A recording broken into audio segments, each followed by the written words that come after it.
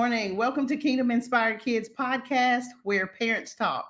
This is the platform where we empower families to raise confident, purpose driven children who think differently but shine very brightly. I'm your host and founder, Calvette Boyd, and today we're diving deeply into the journey so many families are on, understanding ADHD through every season of life, from childhood to adulthood. Maybe your child was just diagnosed, or maybe you're starting to notice some new challenges as they get a little bit older. Today, I'll unpack what's happening behind those changes, how to support them through transitions, and how God's grace shows up every single time in every single stage. Let's start with the early years of childhood. For most families, this is when ADHD first makes itself known. Like when you really start to see your children as they're transitioning from being babies to toddlers. You start to see the change. You start to notice the different things that are happening. For most families, this is when ADHD first makes itself known. You might see your child daydreaming during lessons, struggling to sit still as they're little, they're running around eating, they're jumping into activities before thinking twice. They're just being what is the word I want to say? They're just kind of being hyperactive. They're being impulsive. And so they start doing things before they think twice. Let's go into our key discussion points about this part. ADHD isn't just hyperactivity, and sometimes that's what we think, but it's not just hyperactivity.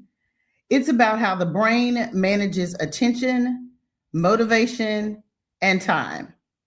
Common signs are emotional swings, difficulty following multi-step directions, impulsive talking. What kind of helps this? Routine instruction. And structure, like predictable mornings and evenings. They know exactly what they're going to do in the morning time when they get up. They know exactly what they're going to do in the evening time before they go to bed. Visual cues. Now, I can tell you this didn't work too well for one of my children, but visual cues like charts and planners and checklists, like your morning routine planner for your kids that you can get through our podcast. Things like that make life a little bit easier and more predictable for them. They love positive reinforcement rather than punishment. And sometimes as parents, we feel like we need to punish them all the time, but we need to look for the positive reinforcement rather than the punishment. And building emotional vocabulary early. They need to get in touch with their emotions early in life. I feel frustrated because every time we go into the store, Mom, you say I can't have something. I feel frustrated when you rush me in the morning time to get ready for school and I'm going as fast as I feel like I can. But the way we want to tie our faith into this part of it is we want to think about Proverbs 22:6. It reminds us to train up a child in the way that he should go, and when he is old, he will not depart from it. So building consistency early doesn't just help their behavior. It plants seeds of confidence and self-control that grow within them. And I can tell you, like, as a parent, I wish I had known some of these things before. So that's the reason I'm so interested and I want to help so many families, because I didn't have that support and I didn't have that help and I didn't know what to do about it. And I didn't know how to navigate through. So this next section, I want to talk about transition and independence in their teen years. Whew. This is when things really get interesting. Their hormones start to change. There's social pressures on social media. There's social pressures at school. And a new need for independence can make ADHD look different. Some of the key discussion points that I want to talk about is symptoms. They shift from physical hyperactivity to mental restlessness, where sometimes they can't shut off their brain. They're just up and they're going and their brain just keeps going and going and going and going. Organizational struggles become more visible. Homework, meeting deadlines, keeping track of items. Where's your backpack? Where's your lunchbox? What did you do with your cup? Where's your homework? Where's your folder? Those kind of things. Emotional sensitivity and rejection sensitivity become a little stronger. They start to realize that they're sensitive, or you start to realize that their emotions, they're sensitive to just about everything. I am going through that myself. And then the rejection sensitivity. I mean, as they're teenagers, they start to feel like a lot of times they're not a part because people don't understand who they are. And so sometimes your kids will get bullied because people don't understand who they are and how their brain works. But do we want to go around and tell everybody we have ADHD? No, absolutely not. But those are some things that, that you've got to get your kids in an environment where things are a little bit different for them and they feel more comfortable. One of the things that a common trap for parents has been confusing forgetfulness for inconsistency with laziness. Now, sometimes your kids will play this game with you called manipulation. And they will pretend that they forgot because they know they have ADHD and they do get forgetful. Sometimes they will play the game where they pretend like they forgot, but they didn't forget. They're just being inconsistent sometimes with laziness. And so you as a parent don't want to fall into that trap. You want to know exactly what to do. So here are some strategies for you parents. Use collaborative problem solving instead of commands. How can we plan this together? Let's go to the store together. Let's get your things together for the week. Encourage your kids to use planners, timers, and ADHD friendly apps. There's a few apps out there now that you can use, but I can tell you that my daughter is better at planning and keeping up with appointments and deadlines and all of that stuff because she's grown into that and she's really good at doing that. Actually, she's better at it than I am. So anytime we have an appointment or anything like that, I give her that information. She puts it into her cell phone, which is on her calendar. And then she reminds me, hey, Mom, don't forget, I have an appointment at the doctor or I have a dentist appointment on Wednesday at 3:00. So those kind of things. So encourage your kids to use planners, timers, and all of these new ADHD friendly apps. There are some that are really good out there. Give more autonomy when it comes to guidance. Like, don't rescue them immediately.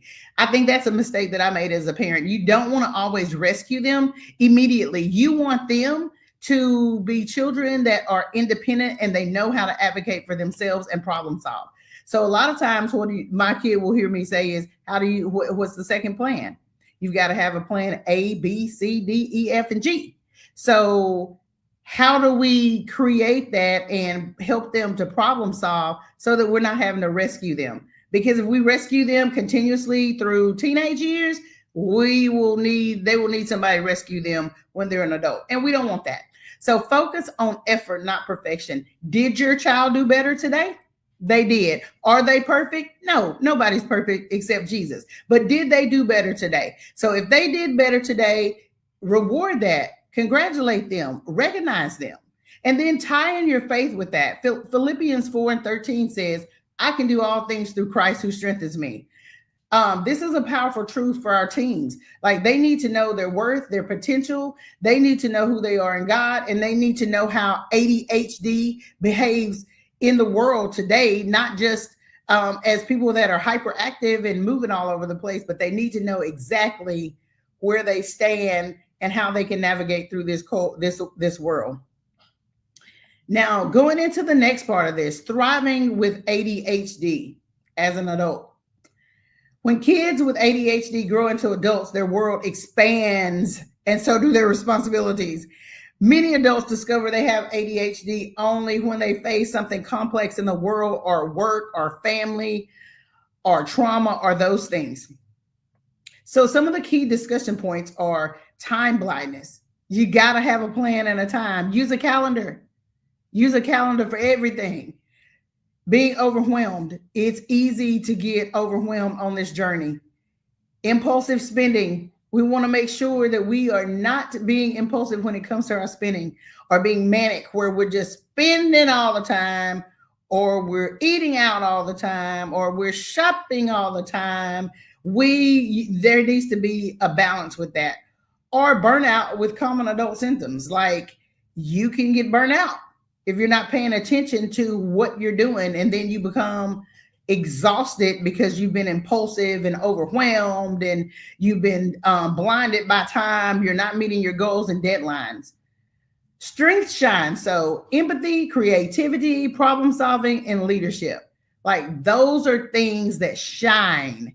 So just remember, people with ADHD are some of the most creative people you're going to see. Sometimes they don't have a lot of empathy, but then there are other people, it looks different, where ADHD looks different, and they do have that empathy. Teach them at a young age how to be leaders and advocate for themselves, so that when they're in this adulthood stage, they know how to do that. Some tools for success would be accountability partners or coaches. Simple things like color-coded calendars, reminders, and then batching tasks. For example, if they don't really like to cook, or they know that they're going to take their lunch every day, and they are the cook, then we need to batch meal prep. We need to batch and fill out our calendar for the week. We need to batch and set our reminders. Choosing ADHD-friendly careers, like things that are creative, like art, music, things that are flexible, places like Starbucks, people that are people-centered, things like that. And then you always want to tie in your faith. 2 Corinthians 12:9 says, "My grace is sufficient for you, for my power is made perfect in weakness." ADHD doesn't disqualify anyone. Remember, these are smart people. It can be the very vessel God uses to display his creativity and his strength. His strength is made perfect in my weakness. So, whether your child is 6 or 26, ADHD is a journey. It's not a limitation, but it is a lifestyle. Our kids don't outgrow ADHD, but they can grow with it, and it can look different as they get older. With love, structure, and God's grace, we can help them transition confidently through every season of life.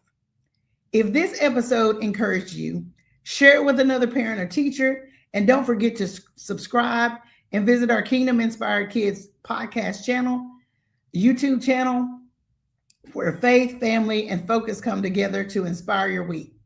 Until next time, parents, grandparents, teachers, stay encouraged, stay confident, stay consistent, keep thriving together. Kingdom Inspired Kids, raising strong minds, one heart at a time. Guys, I hope you enjoyed this episode, and I really hope that you like, comment, subscribe, always share.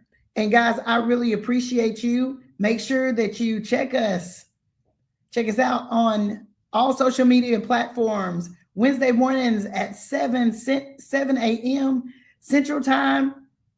Until next week, I hope you guys have a great remaining rest of your day. And don't forget to check us out, because we are powered by CTR Media Network. Thank you guys. Have a great